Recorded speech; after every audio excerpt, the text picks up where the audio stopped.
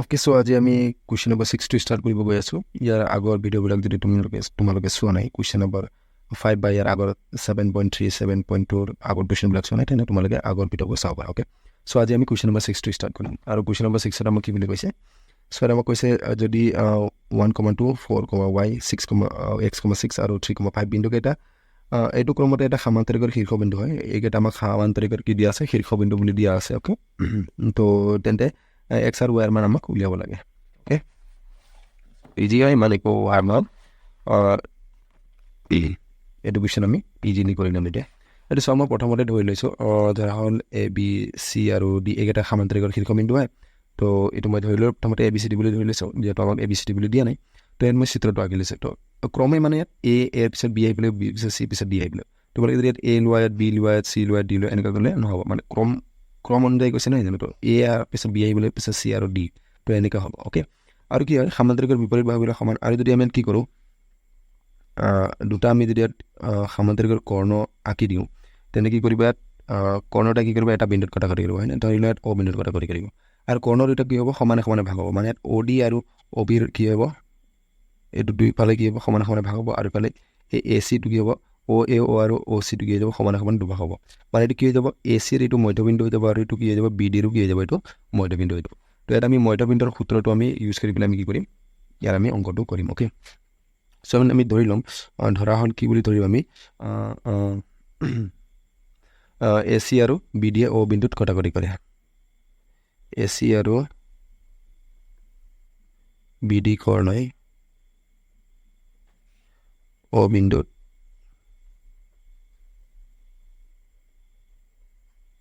কটাকটি কৰে। Okay, O বিন্দুত কটাকটি বুলি আমি কি কৰিলোঁ, আমি ধৰি ল'লোঁ।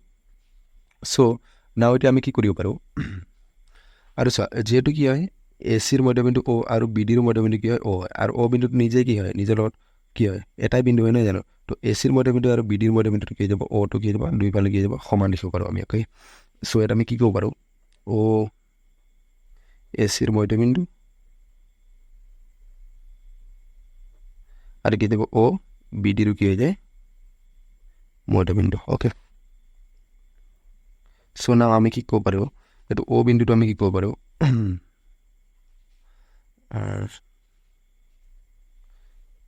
ACৰ মধ্যবিন্দু এগুলো আমি কি কৰব পাৰো, BDৰ মধ্যবিন্দু।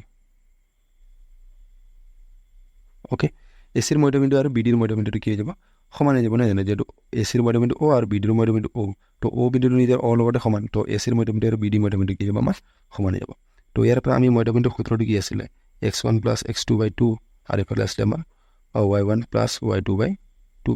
ওকে, আৰু ইফালে আমি লিখিব পাৰোঁ x1 + x2/2, আৰু ইফালে আছিলে আমাৰ y1 + y2/2। এইটো হৈ গ'ল আমাৰ সূত্ৰটো।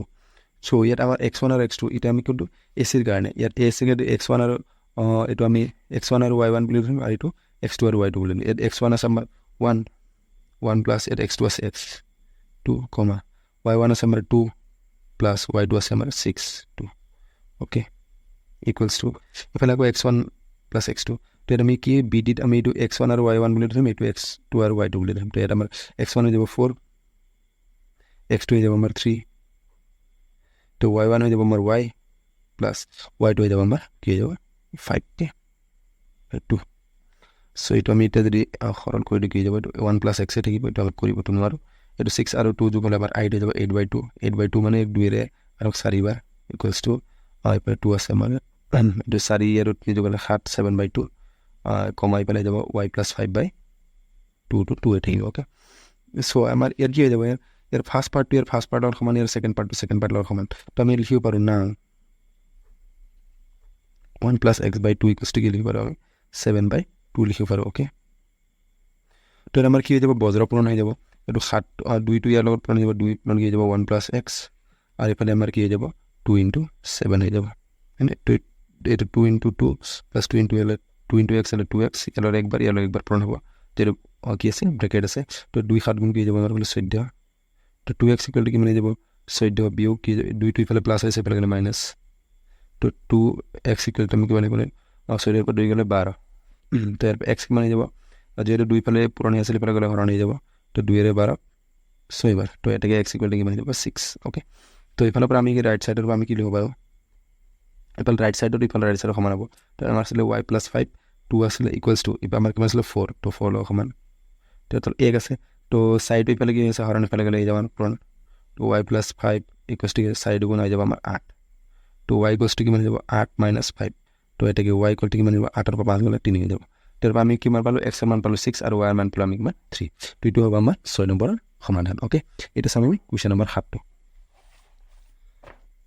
সো এতিয়া আমাক কোৱেশ্চন নম্বৰ 7 ত কি কৈছে এটা বৃত্তৰ এটা ব্যাস আমাক এটা বৃত্তৰ ব্যাস দিয়া আছে ab আৰু a বিন্দুটোৰ স্থানাংক নিৰ্ণয় কৰা যেতিয়া বৃত্তটোৰ কেন্দ্ৰ আমাক কেন্দ্ৰ দিয়া আছে এটো 2, আমাক দিয়া আছে -3 আৰু b বিন্দুটোৰ স্থানাংক 1,4 দিয়া আছে ওকে তো আমি প্ৰথমতে আমি এটা কি কৰিম বৃত্ত আঁকিম তো মানে ভালকে কম্পাস লগাই ৰাখিলো তো মই খালি বুজাব লাগে তো সেইকাৰণে মই হাতেৰে আঁকিলো মানে ওকে এটো হলো a এটো বৃত্ত ইয়াৰ আমাৰ এটো a আৰু এটো আমাৰ b ধৰিলো এটো আমাৰ কেন্দ্ৰ আৰু আমাৰ কেন্দ্ৰ মানটো আমাক দিয়া আছে 2,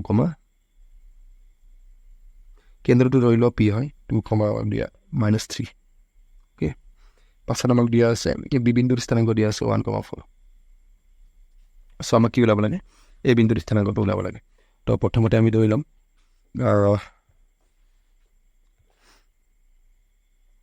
লেট ধৰা হল p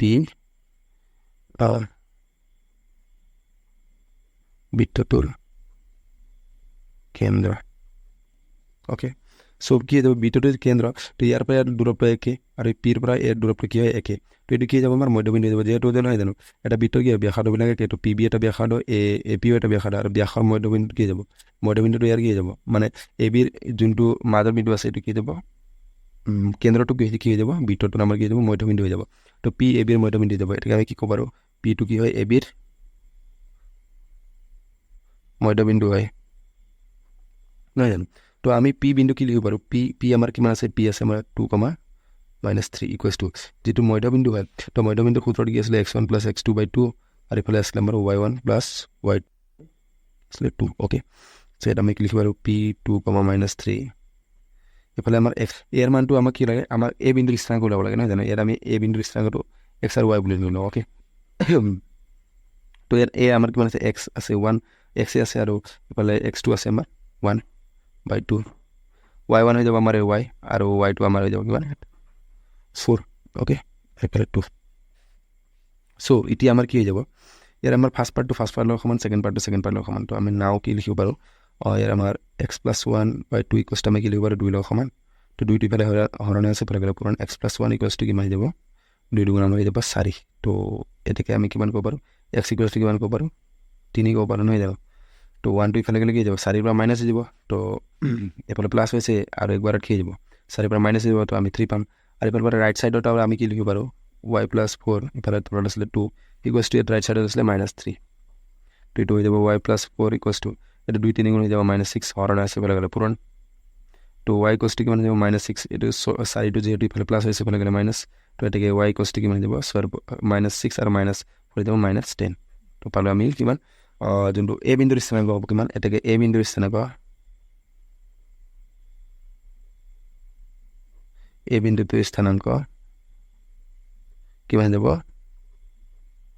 এটো যাব আমাৰ x ৰ মান পাইছো 3, হৈ যাব আমাৰ -10 ওকে তো এইটো হ'ব আমাৰ কোৱেশ্চন নম্বৰ 7 ৰ সমাধান ওকে এতিয়া আমি কৰিম কোৱেশ্চন নম্বৰ